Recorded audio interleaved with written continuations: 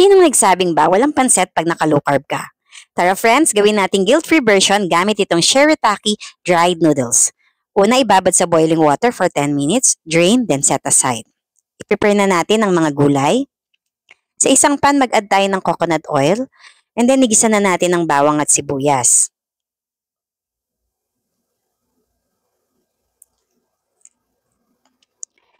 Tapos isunod na rin natin ang ating mga carrots, sayote, bell pepper at bagu beans. I-add na rin natin ang ating protein. Ang ginamit ko dito is boiled chicken. Pwede ka rin gumamit ng pork, beef, seafood, kung anong gusto mong protein na idagdag. Timplahan na rin natin with salt and pepper.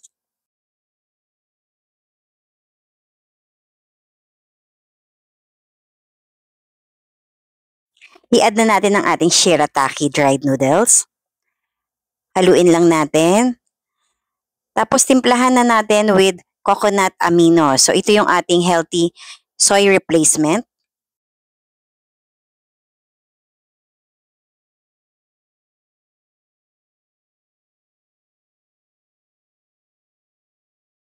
Ang gamit ko dito is Perfect Match Coconut Aminos. Maganda to kasi organic, low carb and keto friendly, gluten free and vegan, diabetic friendly din ito at no MSG.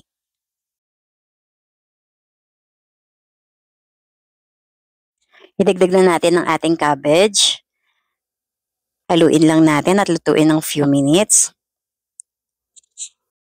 Ayan na, luto na ang ating low carb pansit gisado.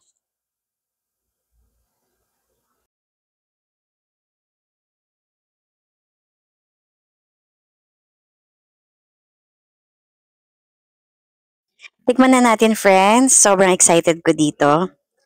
Ito is good replacement kapag tayo nagki-crave sa mga pansit na kagaya nito, pero wag naman araw-araw.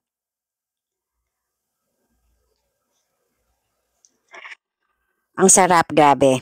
Di mo mararamdaman talaga na nakadiet ka. Friends, if gusto mo rin ng gantong guilt-free na pansit gisado, click mo na yung yellow basket para sa mga ingredients. Heart and follow for more. Bye!